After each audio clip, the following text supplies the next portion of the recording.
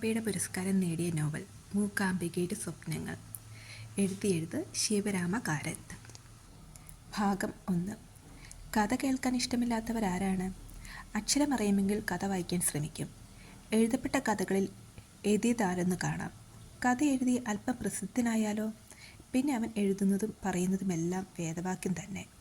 ഞാനും പഠിച്ചിട്ടുണ്ട്. സ്കൂളിൽ പോയും പിന്നെ കോളേജിൻ്റെ 1-2 പടികൾ ചവിട്ടിയും.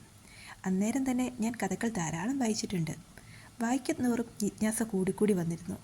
യവന കഥകളായാലും പുരാണ കഥകളായാലും അവ മനസ്സിന് സന്തോഷം നൽകിയിരുന്നു. വായിക്കുമ്പോഴും പിന്നെ വായിച്ചു കഴിഞ്ഞും ആ കഥകളിലെ കഥാപാത്രങ്ങളും സംഭവങ്ങളും നമ്മുടെ മനസ്സിൽ വീണ്ടും വീണ്ടും കടന്നു വരും. ഇങ്ങനെ ഓർമ്മ വരുമ്പോൾ നാം ഊണ് കഴിക്കാതിരിക്കുന്നതോ കഴിച്ചു കഴിഞ്ഞതോ ഒന്നും ഓർക്കില്ല. മനസ്സ് കഥകളിൽ നീന്തി തുടിക്കുമ്പോഴാണ് ഇങ്ങനെ സംഭവിക്കുന്നത്. എത്ര മറക്കാൻ ശ്രമിച്ചാലും മനസ്സിനെ വീണ്ടും വീണ്ടും അലട്ടുന്ന ചില കഥാതന്തുക്കളും ഉണ്ടാകാറുമുണ്ട്.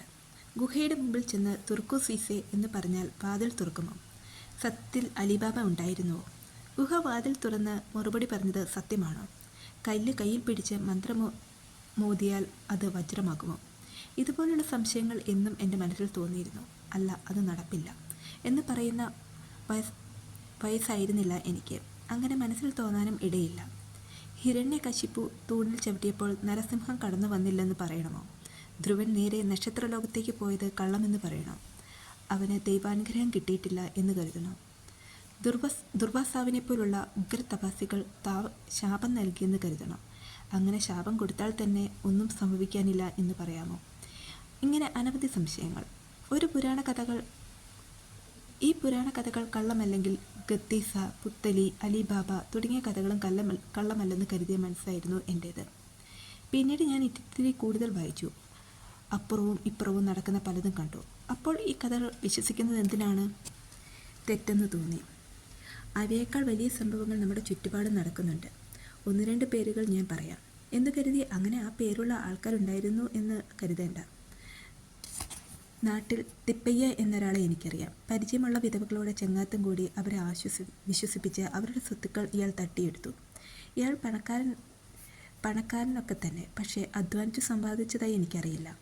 കണ്ണിമാങ്ങ കട്ടതിന് ഒരു ചെറുമൻ്റെ കുട്ടിയെ തൂണിൽ കെട്ടി അടി കൊടുത്തവനാണ് അയാൾ. തിപ്പയ്യ വിധവകളുടെ സ്വത്ത് തട്ടിയെടുത്തതുപോലെ സത്യമാണീ കഥയും. ഇതൊക്കെ കേൾക്കുമ്പോൾ പോലും വിശ്വസിക്കാനാവാത്ത ചില കാര്യങ്ങൾ എന്നെ അലട്ടുന്നുണ്ടായിരുന്നു. നാട്ടുംപുറത്ത് പ്രമാണികളും പ്രായമായവരുമുണ്ട്. എന്നിട്ടെന്തേ ഇതെല്ലാം കണ്ടിട്ടും അവരൊന്നും മിണ്ടാതിരുന്നത്?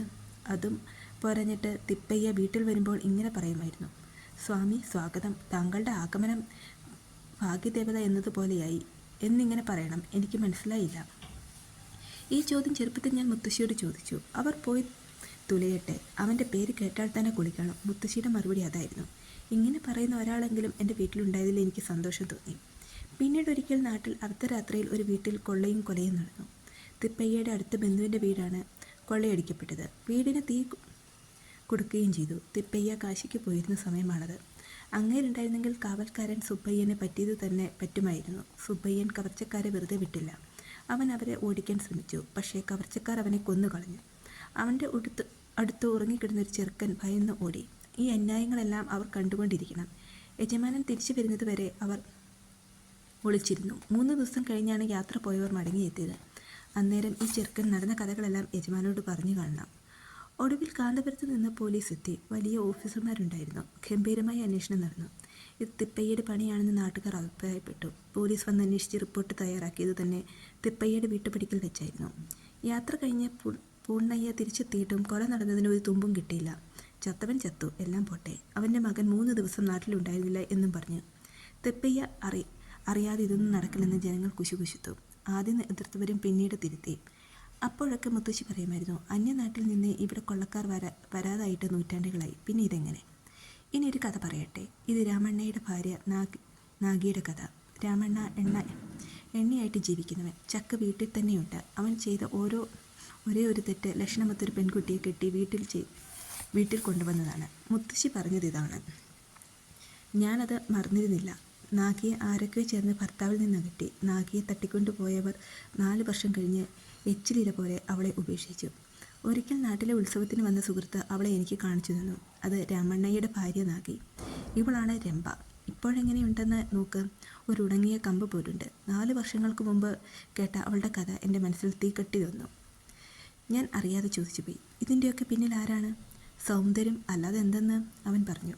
അപ്പോഴും മുത്തശ്ശിയുടെ വാക്കുകളാണ് എനിക്ക് ഓർമ്മ വന്നത്. അറിയാൻ വേണ്ടി ഞാൻ വീണ്ടും ചോദിച്ചു, ആരാണിതിൻ്റെ പിന്നിൽ? എന്തായാലും രാമണ്ണയുമല്ല ഇവളുമല്ല, അവൻ ചിരിച്ചുകൊണ്ട് പറഞ്ഞു. എന്നാൽ പിന്നെ?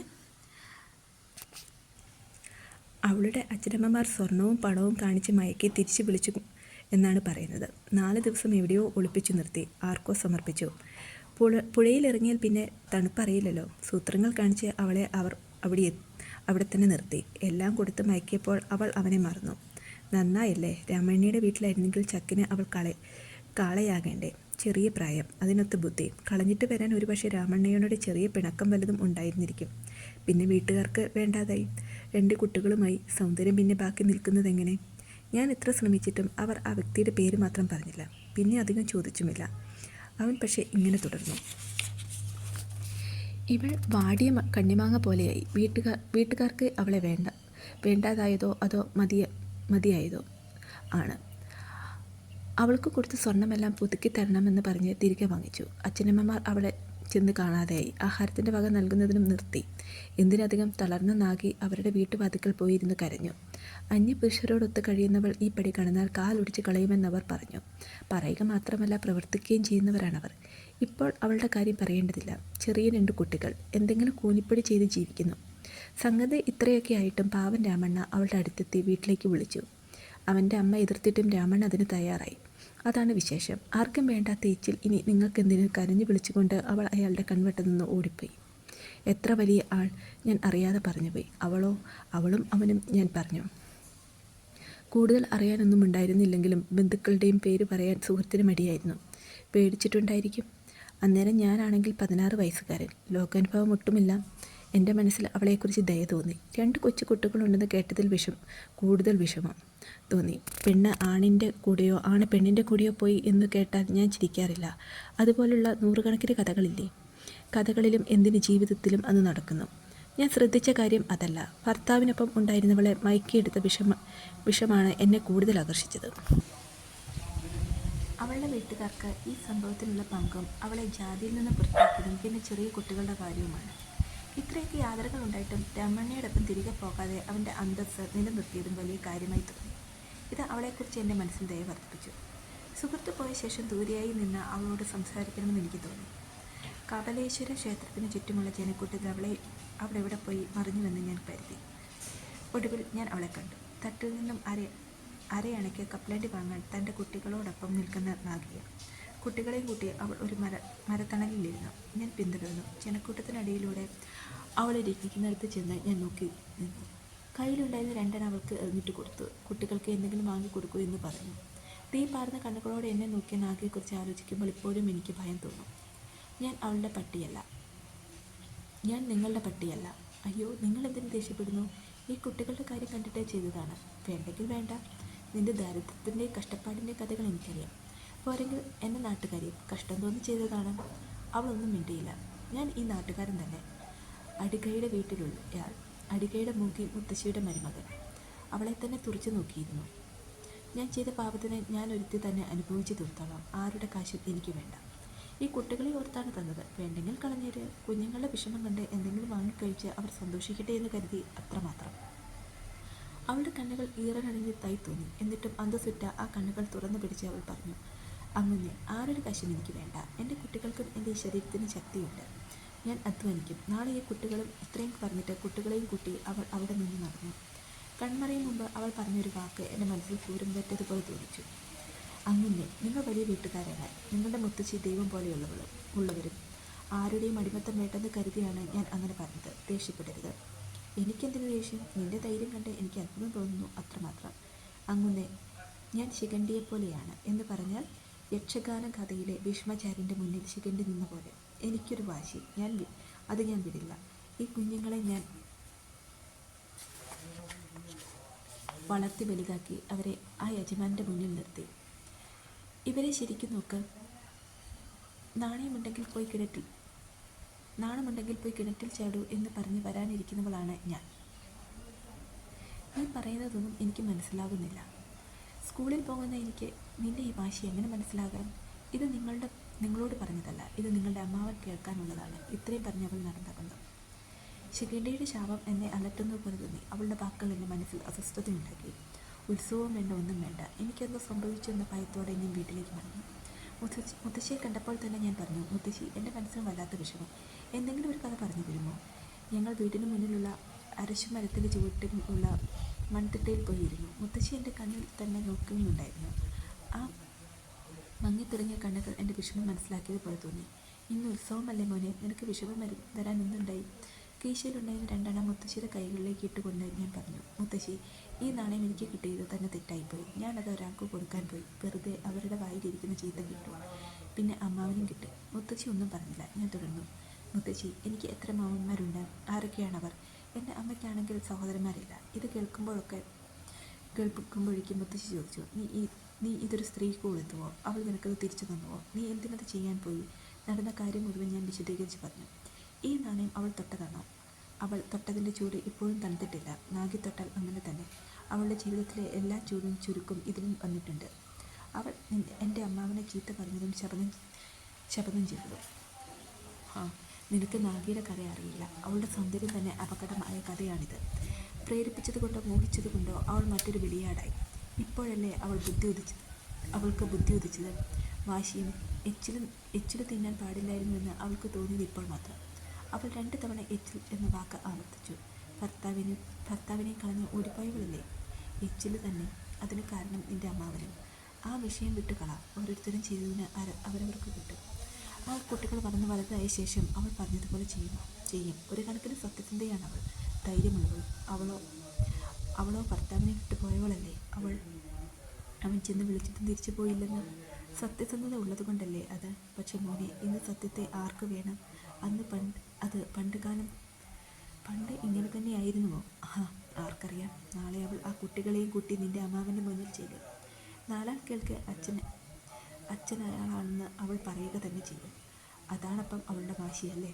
ആ കുട്ടികളെ കൊണ്ട് മാമനെ കൊല്ലിക്കാതിരുന്നാൽ മതി. എനിക്ക് പേടിയാവുന്നു. മുത്തശ്ശി അത് കേട്ട് ചിരിച്ചു. നിനക്കെന്ത് ഭ്രാന്ത്? അഭിമാനത്തേക്കാൾ വലുതാണോടാ മരണം? കുറച്ച് കഴിഞ്ഞ് മുത്തശ്ശി കുടുംബത്തെക്കുറിച്ചൊരു പഴയ കഥ പറഞ്ഞു തുടങ്ങി. നമ്മുടെ നാട്ടിൽ നിന്ന് സ്വല്പം തെക്കായി ഇരികെ എന്നൊരു ഗ്രാമത്തിലുള്ള ആ അമ്മാവനെക്കുറിച്ച് പറഞ്ഞ കഥ കേട്ടപ്പോൾ എൻ്റെ മനസ്സിന് അല്പ സമാധാനമായി. എന്തുകൊണ്ടാണെന്ന്. ഇതിനൊക്കെ കാരണക്കാരായ അയാൾ എൻ്റെ നേരായ അമ്മാവനല്ല. എൻ്റെ അച്ഛൻ രണ്ട് കല്യാണം കഴിച്ചിരുന്ന കഥ അറിയുന്നത് തന്നെ ഇതാദ്യം. എൻ്റെ അമ്മ അദ്ദേഹത്തിൻ്റെ 2ാം ഭാര്യയാണ് പോലും. അതിനു മുമ്പ് മറ്റൊരു സ്ത്രീയെ വിവാഹം കഴിച്ചിരുന്നു. കുട്ടികളെ പ്രസവിക്കുന്നതിന് മുമ്പോ അതോ പ്രസവത്തിനോ ആ സ്ത്രീ മരിച്ചു പോയിരുന്നുവെന്ന് മുത്തശ്ശി പറഞ്ഞു. ഈ നാഗിയുടെ കഥയിൽപ്പെട്ടയാൾ അവളുടെ ഒരനുജനാണെന്ന് അങ്ങനെ എനിക്ക് മനസ്സിലായി. അങ്ങനെ ഒരു അമ്മാവനെക്കുറിച്ച് അറിയാൻ എനിക്ക് വേറെ വഴിയില്ലല്ലോ. മുത്തശ്ശി പറഞ്ഞതുകൊണ്ട് അറിയാൻ കഴിഞ്ഞു. ഈ കൃത്രിമങ്ങൾക്കൊക്കെ കാരണക്കാരനായ അമ്മാവൻ എവിടെയുണ്ടെന്നോ ജീവിച്ചിരിപ്പുണ്ടെന്നോ ഒന്നും അറിയാത്തതിനാൽ നന്നായെന്ന് ഞാൻ കരുതി. ഞാൻ ആദ്യം തന്നെ കഥകളെക്കുറിച്ച് പറഞ്ഞത് ഒരു പ്രത്യേക ഉദ്ദേശം മനസ്സിൽ വെച്ചാണ്. കഥ വാസ്തവമാണെങ്കിൽ എവിടെ നിന്നെങ്കിലും ഒരു തുമ്പ് നമ്മുടെ മനസ്സിലെത്തും. അതിൻ്റെ ഒരംശം നമ്മെ വേദനിപ്പിക്കുകയും ചെയ്യും. അതുകൊണ്ട് കെട്ടുകഥകൾ കേൾക്കുന്നതാണ് നല്ലത്. അതിൽ നമ്മെ പേടിപ്പിക്കാനൊന്നുമില്ല. മുത്തശ്ശി പണ്ട് എനിക്ക് അനുജനും ഒരുപാട് കഥകൾ പറഞ്ഞു തന്നിട്ടുണ്ട്. അവ കേട്ട് ഞാൻ ഒരുപാട് സന്തോഷിച്ചിരുന്നുണ്ട്. പിന്നീട് പുസ്തകത്തിൽ നിന്ന് ധാരാളം കഥകൾ വായിച്ചിരുന്നു. പക്ഷെ മുത്തശ്ശി പറഞ്ഞു തന്ന കഥകളിലെ രസം അവനൊന്നും ഉണ്ടായിരുന്നില്ല. ബുദ്ധി പഠനം തോറും ആലിബാബയുടേത് പോലുള്ള കഥകൾ എനിക്ക് ഇഷ്ടപ്പെടാതെയായി. രാമായണത്തിലെ കഥകൾ പോലും അങ്ങനെ തോന്നിത്തുടങ്ങി. കഥകൾ എഴുതുന്നവർ അവരുടെ ചുറ്റുപാടിൽ നല്ല കഥകളുള്ളപ്പോൾ എന്തിനിങ്ങനത്തെ കഥകൾ എഴുതുന്നുവെന്ന് തോന്നിയിട്ടുണ്ട്. ആദ്യം കന്നഡയിലും പിന്നീട് ഇംഗ്ലീഷിലുമുള്ള കഥകൾ ഞാൻ വായിച്ചു. ഈ സന്ദർഭത്തിൽ എൻ്റെ കൂടെ പഠിച്ച ഒരുത്തിനെ ഓർക്കുന്നതിൽ തെറ്റില്ല. ജനാർദ്ദനൻ ആണ് അവൻ്റെ പേര്. ഏത് പുസ്തകം കയ്യിൽ കിട്ടിയാലും അപ്പാടെ വീഴുന്നവൻ. അവൻ വായിച്ച് ഇഷ്ടപ്പെട്ട പുസ്തകം എനിക്കും കൊണ്ടുതരും. പിന്നെ വായിച്ചു കഴിഞ്ഞാലോ ഞാൻ അഭിപ്രായം പറയണം. അവൻ്റെ കാര്യം ഞാൻ ചുരുക്കി പറയാം. ഞാനും അവനും ഒരേ നാട്ടിൽ ജനിച്ചു വളർന്നവർ, ചെറുപ്പത്തിലെ സുഹൃത്തുക്കൾ. ഞാൻ സുബ്രരായനാണെങ്കിലും അവന് ഞാൻ സുബ്രനാണ്. അവൻ എനിക്ക് ജന്മൻ.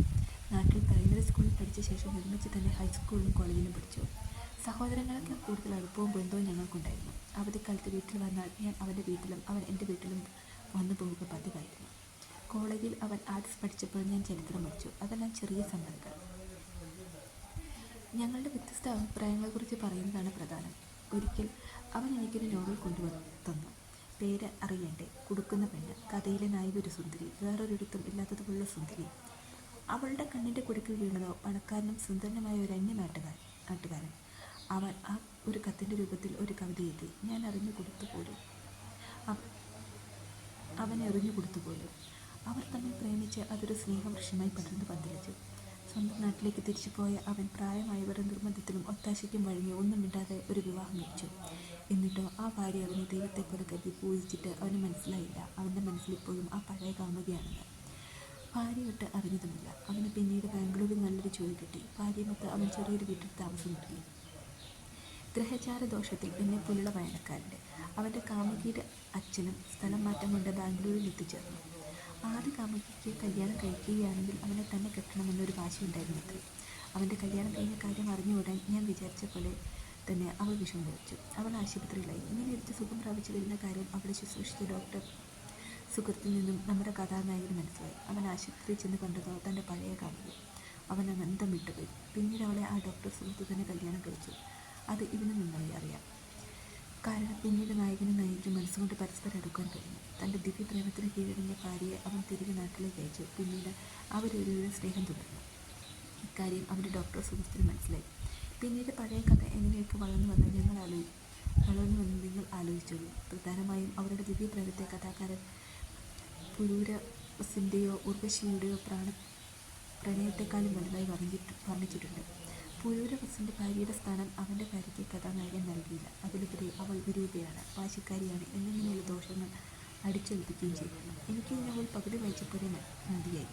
ബാക്കി ഭാഗം ജന്മം വിസ്തരിച്ചതുകൊണ്ട് മുഴുവൻ അയക്കാത്തതിൽ ഒരു നഷ്ടവുമില്ലെന്ന് തോന്നി. അങ്ങനെയൊരു കഥ രസകരമല്ലേ? കഥാനായിക ഇങ്ങനെയായിരിക്കണം എന്ന് ജന്മൻ പറഞ്ഞു. മിണ്ടാതിരിയട എന്ന് സഹികെട്ടി ഞാൻ പറയേണ്ടി വന്നു. എന്താ പൊട്ടത്തരം അല്ലാതെന്താണ്? ജീവനുള്ള കഥാപാത്രങ്ങൾ എൻ്റെ ഈ നോവലിസ്റ്റ് പറയുന്ന പോലെ ആടില്ല. അവയ്ക്ക് സുബുദ്ധിയില്ലെന്ന് തന്നെ എനിക്ക് തോന്നുന്നു. ഇങ്ങനെ സംഭവിക്കുന്ന സാഹചര്യങ്ങളിൽ തന്നെ സംഭവം സത്യമല്ലാണോ? ഏത് എല്ലായിടത്തും നടക്കുന്നതാണ്. ആണും പെണ്ണും എന്ന് പറഞ്ഞാൽ ഇങ്ങനെ തന്നെ. പെണ്ണും ആണും അടുത്തടുത്ത് ഇരുന്നാൽ നീ ഈ പറഞ്ഞത് ശരി തന്നെ. പക്ഷേ നിൻ്റെ ഈ നോവലിസ്റ്റിൻ്റെ രീതി ഒട്ടും ശരിയായി ഞാൻ കരുതുന്നില്ല. പോട്ടെ, നമ്മൾ തമ്മിൽ എന്തിനു വഴക്കിടണം? അവൻ പറഞ്ഞു നിർത്തി.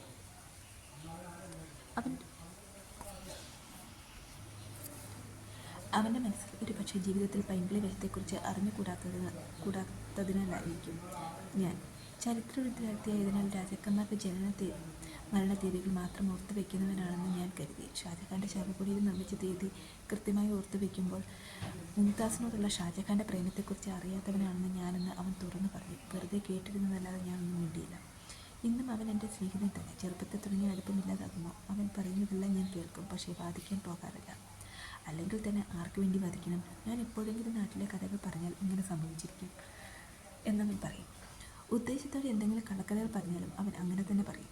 അങ്ങനെ അവനെ വിഡ്ഢിയാക്കാൻ ഞാൻ കള്ളം പറഞ്ഞിട്ടൊന്നുമില്ല.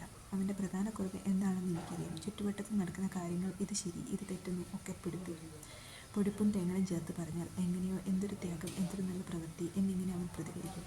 അതിന് പകരം നിത്യേനയുള്ള എന്തെങ്കിലും കാര്യങ്ങൾ, അതിലെ വിഷമതകൾ, വഞ്ചന എന്നിവ അവൻ്റെ മുമ്പിൽ നിർത്തിക്കൊണ്ട് ഇതൊക്കെ ഇങ്ങനെ സംഭവിക്കുന്നു എങ്ങനെ ഒഴിവാക്കാമെന്ന് ചോദിച്ചാൽ നമുക്കെന്ത് കാര്യം അത് ഒഴിച്ച് തലമുണ്ടാക്കാൻ എനിക്ക് നേരമില്ല അവൻ പറയും. സ്വസ്ഥത നൽകുന്ന കാര്യങ്ങൾ മാത്രം കേൾക്കാൻ താല്പര്യപ്പെടുന്ന ഒന്നാണ് അവൻ്റെ മനസ്സ്. ഇത് ജീവിതത്തിൽ നടക്കുന്ന കാര്യങ്ങളാവാൻ പാടില്ല. പ്രധാനമായും കേട്ട കഥയിൽ രുചിക്ക് വേണ്ടി കുതന്ത്രങ്ങൾ, തിരിമറി എന്നിവ വേണം. പോരാഞ്ഞിട്ട് കഥയുടെ ഒടുക്കം അവൻ്റെ മനസ്സിനെ ഇഷ്ടപ്പെട്ടാതായിരിക്കുകയും വേണം. വായ്മൊഴി കഥകൾ, ഗന്ധിയായ കഥകൾ, പിന്നെ എഴുതപ്പെട്ട കഥകൾ എന്നിവയെക്കുറിച്ച് വേറെ പറയുവാൻ ഒരു കാരണമുണ്ട്. ഇതിൽ സത്യമില്ലാത്ത എത്രയോ കഥകൾ നമുക്ക് സംതൃപ്തി പകർന്നു തരുന്നവയാണ്. രാമൻ രാവണനെ കൊന്നതെന്തിനാണ്? അവൻ സീതയെ മോഷ്ടിച്ചുകൊണ്ട് 14 വർഷം അലഞ്ഞു തിരിഞ്ഞ് യുദ്ധം ചെയ്തു. രാവണനെ കൊന്ന സീതയെ കണ്ടുപിടിച്ചു. പിന്നീട് രാമൻ എന്ത് ചെയ്തു? ഹനുമാനിൽ നിന്നും അവളുടെ ദുഃഖകഥ അറിഞ്ഞിട്ടും സ്വയം അറിഞ്ഞും അദ്ദേഹം ചെയ്തതെന്താണ്? നീ അന്യൻ്റെ വീട്ടിൽ കഴിഞ്ഞവളാണ് എന്ന് പറഞ്ഞ് ചാരിത്ര പരിശോധനയ്ക്ക് അഗ്നിപരീക്ഷയ്ക്ക് തുനിഞ്ഞില്ലേ? ഈ അവസരത്തിൽ രാമനെക്കുറിച്ച് അസഹ്യത തോന്നുന്നില്ലേ? അഗ്നിപരീക്ഷ നടന്ന സീത വിജയിച്ചതോടെ എല്ലാം മറക്കും. രാമൻ്റെ വിഡ്ഢിത്തവും അതോടൊപ്പം മറക്കും. സീത ജയിക്കണം. കഥാകാരൻ വാക്കു പാലിച്ചു. അവളെ തീയിൽ ചാടിച്ച് ശുദ്ധി ചെയ്ത് കാണിക്കുകയും നമ്മുടെ കണ്ണിൽ മണ്ണിടുകയും ചെയ്തു. നിത്യജീവിതത്തിലെ ഇത് തന്നെ സ്ഥിതി. ആപത്ത് ഘട്ടങ്ങളിൽ സഹായിക്കാനുള്ളവരെ നാം കണ്ടെത്തണം. അപ്പോൾ വേണം സംശയഗ്രസ്തനായ രാമൻ്റെ മനസ്സ് നമുക്ക് മനസ്സിലാകുന്നത്. അതുപോലെ അനാഥയായ നാഗയെയും കുട്ടികളെയും കൂട്ടാൻ ഭർത്താവ് പോയിരുന്ന അവനെ പെൺകോന്തൻ എന്ന് പറയും. പെൺകോന്തനായ എൻ്റെ മകൻ അകന്ന ആ അമ്മാവൻ ആരുടെ ശ്രദ്ധയിലും പെടുന്നില്ല. പുതിയ പൂവ് കിട്ടിയപ്പോൾ വാടിയത് കളഞ്ഞ അയാളെക്കുറിച്ച് ആരും പരാതി പറയില്ല. ഇത്രയൊക്കെ പറഞ്ഞെങ്കിലും എൻ്റെ കഥയിൽ നിന്നും ഞാൻ ആഗ്രഹിക്കുന്നത് എന്താണെന്ന് നിങ്ങൾക്ക് മനസ്സിലാവുമോ എന്ന് എനിക്കറിയില്ല. ഈ യഥാർത്ഥ ജീവിതം അയർത്ഥമായി തോന്നുന്നു, അതുപോലെ തന്നെ മറിച്ചും. ഇവയ്ക്കിടയിലെ അതിരും അകലവും വളരെ നേർത്തതാണെന്ന് എൻ്റെ തോന്നൽ. സത്യവും അസത്യവും തമ്മിലുള്ളതിനേക്കാൾ അകലം കുറവ്. ഒന്ന് മറ്റൊന്നു പോലെ തോന്നുന്ന അവസ്ഥ. അവ അടുത്തു തന്നെ ഇരിക്കുന്നത് പോലെ. ഇവയ്ക്ക് ഇടയ്ക്ക് അകലം എത്ര വലുതാണെന്ന് ചിലപ്പോൾ നാം അത്ഭുതപ്പെടാറുണ്ട്. എൻ്റെ ഉള്ളിൽ ഇത്തരം ഞെട്ടലുകൾ ഉളവാക്കുന്ന ചിന്തകൾ ഉണ്ടായിട്ടുണ്ടെങ്കിൽ അതിന് കാരണം എൻ്റെ മുത്തശ്ശിയാണ്. അവരുടെ അനേക സ്വപ്നങ്ങൾ ഉറക്കത്ത് കാണുന്നവയല്ല, പിന്നെ പ്രതീക്ഷകൾ നെഞ്ചിലേറ്റി നിറക്കുന്ന പകൽ കിനാവുകളുമല്ല. എനിക്കും നിങ്ങൾക്കും കാണാനാവാത്ത, അവർക്ക് മാത്രം കാണാനാവുന്ന വിചിത്ര സ്വപ്നങ്ങളാണവ. ആ സ്വപ്നങ്ങൾ നിങ്ങൾക്ക് മുമ്പിൽ വിളമ്പുമ്പോൾ എനിക്ക് പൂർണ്ണമായി മാത്രം അറിയാവുന്ന ഈ മുത്തശ്ശിയുടെ പൂർവ്വകഥ പറയാൻ ഞാൻ ശ്രമിക്കട്ടെ. ഇതുവരെ പറഞ്ഞ കഥകൾ ഏതാണ്ട് 15 വർഷങ്ങൾക്കുള്ളിൽ നടന്നവയാണ്. എന്നാൽ ഇനി പറയുന്നവ അങ്ങനെയല്ല. ഇത് എൻ്റെ സ്വന്തം അമ്മുമ്മയല്ല, അപ്പൂപ്പൻ്റെ അനുജത്തിയാണവർ. ഈ കുടുംബത്തിൽ തന്നെ ജനിച്ചെങ്കിലും ഇവിടെ തന്നെ ഇങ്ങനൊരു വലിയ അരശുമരം പോലെ നിൽക്കേണ്ട കാര്യമില്ലായിരുന്നു. വിവാഹം കഴിച്ച മറ്റൊരു ഗോത്രമായി ചേർന്ന് പുളിമരത്തെ പോലെ പ്ലാവിനെ പോലെ കുടുംബം നടത്താമായിരുന്നു.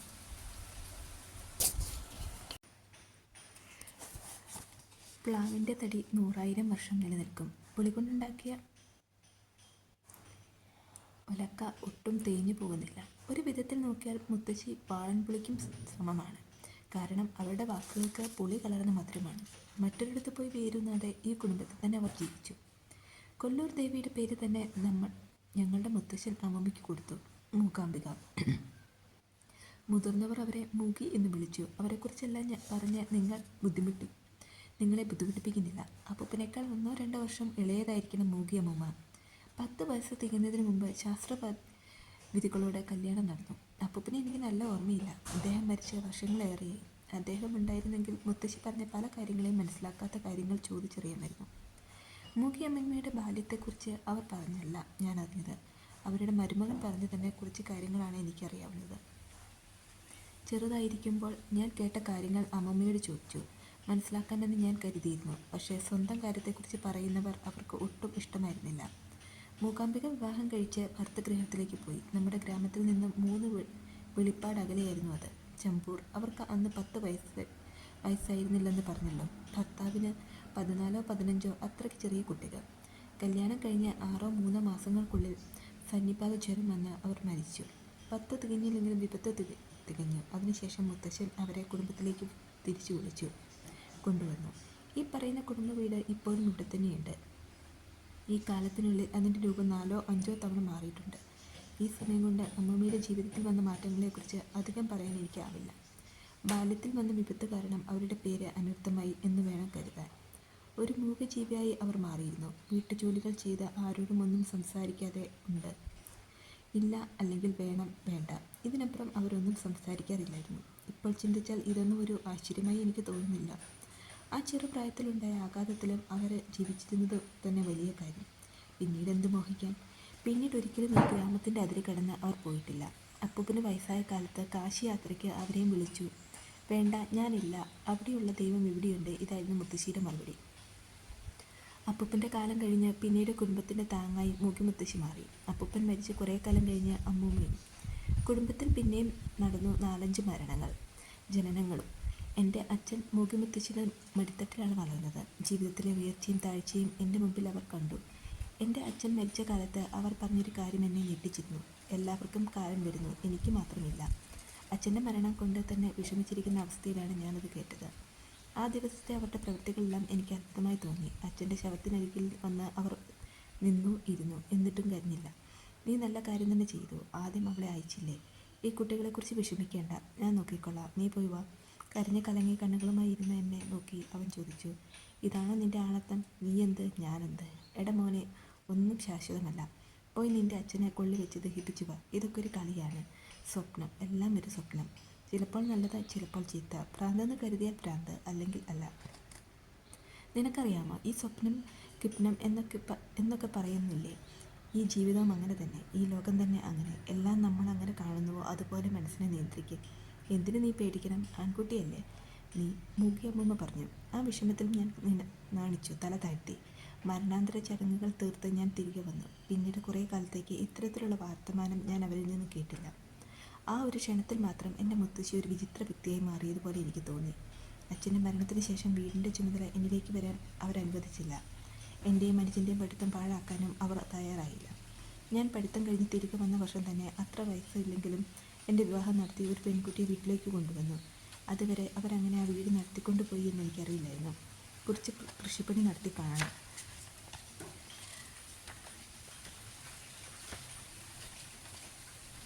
അവർ സ്നേഹത്തോടെ എന്നെയും അനുജനെയും വിളിച്ചു വരുത്തി തന്ന കഥകൾ ഞാൻ എന്നും ഓർക്കുന്നു. കഥകൾ പറഞ്ഞ് കരയിച്ചു. കണ്ണീര് കണ്ടാൽ പിന്നെ ചിരിപ്പിക്കുന്ന കഥ പറയും. ചിലപ്പോൾ ഞാനത് സത്യമാണോ, യഥാർത്ഥത്തിൽ നടന്നതാണോ എന്ന് വേവലാതിയോട് ചോദിച്ചാൽ, മോനെ, കഥ കഥ മാത്രം എന്ന് പറയും. സത്യമല്ലെന്നാണോ അമ്മ പറയുന്നതെന്ന് ചോദിച്ചാൽ അവർ പറയും, പുണ്യകോടി പശു പുലിയുടെ വായിൽ വീഴണം എന്ന് നീ കരുതുന്നുവോ? വേണ്ട. പുലി ചാടി മരിക്കണമെന്ന് കരുതണോ? ഒന്നിനെ പിടിച്ച് തിന്നാലല്ലേ മറ്റൊന്നിന് കഴിയാനാവൂ. പുലിയുണ്ടെങ്കിൽ പശുവില്ല, പശുവുണ്ടെങ്കിൽ പുലിയില്ല, എങ്ങനെയല്ലേ? എന്നാൽ പിന്നെ രണ്ടും ജീവിച്ചോട്ടെ, ഞാൻ പറഞ്ഞു. അപ്പോൾ പുലി എന്ത് തിന്നണം? പുല്ലോ? പുല്ലിനും ജീവനുണ്ടല്ലോ. അങ്ങനെ പറഞ്ഞ് പുല്ല് തന്നെ തിന്നാൻ വരുന്ന പശുവിനോട് ഞാൻ കുഞ്ഞിനെ കൊണ്ട് വിട പറഞ്ഞു വരട്ടെ എന്ന് പറയേണ്ടി വരും. മുത്തശ്ശി പറഞ്ഞിരുന്ന ഈ കഥകൾ ഞാൻ സീതയ്ക്കും പലതവണ പറഞ്ഞു കൊടുത്തു. അവൾ കുടുംബ വീട്ടിൽ നിന്നും വന്ന ശേഷം അവിടുത്തെ കാര്യങ്ങൾ അറിഞ്ഞ് വിഷമിക്കുമ്പോഴായിരുന്നു അത്. ജീവിതം ഒരു സ്വപ്നം തന്നെ. അതൊരു നാടകവുമാവാം. എന്നിട്ടും അതിൽ വേഷം കെട്ടിയാടുന്നവരല്ലേ നമ്മൾ. യോജിക്കുന്ന വേഷം കെട്ടി നമുക്ക് ആടാം. ഇങ്ങനെ പറഞ്ഞ് ഞാൻ പലപ്പോഴും എൻ്റെ ഭാര്യയെ സമാധാനിപ്പിച്ചിട്ടുണ്ട്. മുത്തശ്ശിയുടെ മുന്നിൽ ഞാൻ അല്പം വളർന്നു എന്ന തോന്നലാണ് എനിക്ക്. കല്യാണം കഴിഞ്ഞ് 2 കുട്ടികളുണ്ട്. ഞങ്ങൾക്ക് പറഞ്ഞതുപോലെ മുത്തശ്ശി എൻ്റെ മക്കൾക്ക് കഥകൾ പറഞ്ഞു കൊടുത്തില്ല. വീട്ടിൽ വന്ന അന്ന് മുതൽ കുടുംബത്തിൻ്റെ ഉത്തരവാദിത്തം അമ്മമ്മ സീതയ്ക്ക് കൊടുത്തിട്ട് മാറി നിന്നു. അച്ഛനുണ്ടായിരുന്ന കാലത്ത് മുത്തശ്ശി ഒരു കാര്യത്തിന് മുമ്പിട്ട് നിൽക്കില്ലായിരുന്നു. കഷ്ടതകൾ കണ്ടും അനുഭവിച്ചും അവർക്ക് മതിയായിട്ടുണ്ടാകും. എന്നിട്ട് നമ്മുടെ വീട്ടിൽ വരുന്നവർ മുത്തശ്ശിയുടെ കാര്യത്തിൽ അത്ര ആദരവ് കാണിക്കുന്നതായി എനിക്ക് തോന്നിയിട്ടില്ല. ആര് വന്നാലും മുത്തശ്ശിയുടെ അടുത്ത് പോകാറില്ല. ആദ്യമൊക്കെ അവരോട് സംസാരിച്ചിരുന്നവർ ഞാൻ കുടുംബത്തിൻ്റെ ഉത്തരവാദിത്തം ഏറ്റെടുത്തപ്പോൾ അവരോട് സംസാരിക്കാൻ തയ്യാറായില്ല. ആ കിളവിക്ക് വട്ടാണെന്നാണ് പലരുടെയും ഭാവം. ഇതിന് മറ്റു കാരണവുമുണ്ടാവും. അവരുടെ കയ്യിൽ എന്തെങ്കിലും ഏൽപ്പിച്ചാൽ 2 നിമിഷം അവർ കണ്ണോടിച്ചിരിക്കും. അതിനുശേഷം എന്തോ സ്വപ്നം കണ്ടതുപോലെ പിറുപിറുക്കും. അത് കണ്ടാൽ ആർക്കെങ്കിലും വട്ടെന്ന് തോന്നിയാൽ ആശ്ചര്യപ്പെടേണ്ടതില്ല. മൂകി മുത്തച്ഛിക്ക് വയസ്സായപ്പോൾ വട്ടായി. തന്നെത്താൻ സംസാരിച്ചുകൊണ്ടിരിക്കും. സംസാരിച്ചു തുടങ്ങിയാൽ പിന്നെ നിർത്തുകയുമില്ല. ബന്ധുക്കളും സുഹൃത്തുക്കളും ഇത് പറയുമ്പോൾ എനിക്ക് വേദന തോന്നാറുണ്ട്. 25ാം വയസ്സിലായിരുന്നു എൻ്റെ കല്യാണം. അന്ന് തൊട്ട് വീടിൻ്റെ നാഥൻ ഞാൻ, സീത കുടുംബനാഥയും. മുത്തശ്ശിയോ എപ്പോഴും പിറുപിറുത്തുകൊണ്ടിരിക്കുന്ന ഒരു വട്ടുകിടവി. ചിലപ്പോൾ എൻ്റെ കുട്ടികൾ മുത്തശ്ശിയുടെ കയ്യിൽ എന്തെങ്കിലും കൊണ്ട് കൊടുക്കും. എന്നിട്ട് അവർ പിറുപിറുക്കുന്നത് കാണുമ്പോൾ ഓടി അമ്മയുടെ അടുത്തെത്തും. പിന്നെ ചിരിച്ചുകൊണ്ട് പറയും, അമ്മ, മുത്തശ്ശിയുടെ വലിയൊരു മുട്ടാളിനെ കണ്ടു പേടിച്ചിരിക്കുകയാണ്. അന്നേരം കുട്ടികളെ പറഞ്ഞു നിർത്തുന്നത് കടുത്ത പണിയാണ്. നിങ്ങൾ അമ്മമ്മയുടെ അടുത്ത് പോകണ്ട. അവർ കാണുകയോ കാണാതിരിക്കുകയോ ചെയ്യട്ടെ. നിങ്ങൾക്കെന്ത് വേണം? പച്ചക്കള്ളം പറയുന്നമ്മേ. അവർ വെറുതെ ഇരിക്കണടാ എന്ന് പറഞ്ഞ് അവരെ ഓടിക്കും. കുട്ടികൾ അങ്ങനെ വിചാരിച്ചാൽ ഞാനെന്ത് ചെയ്യാൻ? പക്ഷേ എൻ്റെ മനസ്സ് വേദനിച്ചിരുന്നു. എനിക്ക് അവരോടുള്ള കടപ്പാട് അത്രയ്ക്ക് കടുത്തതായിരുന്നു. ഒരിക്കൽ ഞങ്ങൾ മരച്ചുവട്ടിലിരിക്കുകയായിരുന്നു. എങ്ങോ നോക്കി എന്തോ പുറത്തിരിക്കുന്നവരെ കണ്ടപ്പോൾ ഇത്ര വയസ്സുവരെ ആര് ജീവിച്ചിരിക്കരുതെന്ന് എനിക്ക് തോന്നി. അടുത്ത നിമിഷം അവർ പറഞ്ഞത് ഇതിനാണ്, മോനെ, നിനക്ക് ഞാനൊരു ഭാരമായോ? എൻ്റെ മരണത്തെക്കുറിച്ച് നീ ഓർക്കുന്നുവല്ലോ. ഞാൻ ഞെട്ടിപ്പോയി. എങ്ങുമില്ലാത്ത ഭയം എനിക്ക് തോന്നി. അമ്മമ്മ എന്നോട് പൊറുക്കണം. നിങ്ങളുടെ ഈ അവസ്ഥ കണ്ട് എനിക്കൊരു നിമിഷം അങ്ങനെ തോന്നിപ്പോയതാണ്. അത് നിങ്ങൾ ഭാരമായതുകൊണ്ടോ വേണ്ടാത്തത് കൊണ്ടോ അല്ല. മനസ്സിന് നിയന്ത്രണമില്ലാത്ത ഈ ജീവിതം എന്തിനെ എന്ന് ചിന്തിച്ചു പോയി. വിഷമത്തോടെ ഞാൻ പറഞ്ഞു, നിൻ്റെ മനസ്സ് എനിക്കറിയാമല്ലോ. എന്നിട്ടും തമാശയ്ക്ക് ചോദിച്ചതാണ്. എൻ്റെ മനസ്സിലെ ആലോചന അതല്ലേ എന്ന്. നിങ്ങൾക്കിങ്ങനെ ഇത് മനസ്സിലായി? എങ്ങനെയെന്നോ? നീ ആലോചിച്ചതൊക്കെ ഞാൻ കണ്ടെന്ന് കരുതിക്കോ. മുത്തശ്ശി ഇങ്ങനെ പിറുപിറുക്കുന്നത് എന്താണ്? ഞാൻ എന്തൊക്കെയോ കാണുന്നു, പറയുന്നു, പിന്നെ കണ്ടതിനെക്കുറിച്ച് പറഞ്ഞുകൊണ്ടിരിക്കുന്നു. എല്ലാം സത്യം തന്നെ. അത് ഒരു സ്വപ്നമായിരിക്കാം. ഒരിക്കൽ ഇതുപോലെ പിറുപിറുക്കുമ്പോൾ അവരുടെ ആത്മകഥകൾ ഞാൻ ശ്രദ്ധിച്ചു. മുമ്പിൽ നടക്കുന്ന ഏതോ സംഭവം വർണ്ണിക്കുന്നത് പോലെ എനിക്ക് തോന്നി. പെട്ടെന്ന് ഞാൻ മുത്തശ്ശി എന്തൊക്കെയുണ്ട് എന്ന് ചോദിച്ചപ്പോൾ അവരുടെ സ്വപ്നം തടസ്സപ്പെട്ടു. നീ വിളിച്ചോ? അതെ, ഊണ് കഴിക്കാൻ വരണം. അവർ എന്നോടൊപ്പം വന്നു. ഊണ് കഴിഞ്ഞ് കുറേ നേരം കിടന്നു. മിക്കവാറും അവർ ഇരിക്കാറ് വീട്ടുതിണ്ണയിലാണ് അവർക്കിഷ്ടം. അല്ലെങ്കിൽ അരച്ചുമരത്തിന് മൂട്ടിലുള്ള മൺതിട്ടയുടെ ഏകാന്തതയാണ് അവർക്കിഷ്ടം. ആ തിട്ടയിലിരുന്ന് അവർ പറഞ്ഞു തന്ന കഥകൾ മറ്റെന്തിനേക്കാൾ രസകരമായി എനിക്ക് തോന്നിയിരുന്നു. മാത്രമല്ല, ഇവ ചൂണ്ടിക്കാണിച്ച സത്യം മറ്റുള്ളവയ്ക്കില്ലായിരുന്നു. 80 കഴിഞ്ഞിരിക്കണം എൻ്റെ മുത്തശ്ശിക്ക്.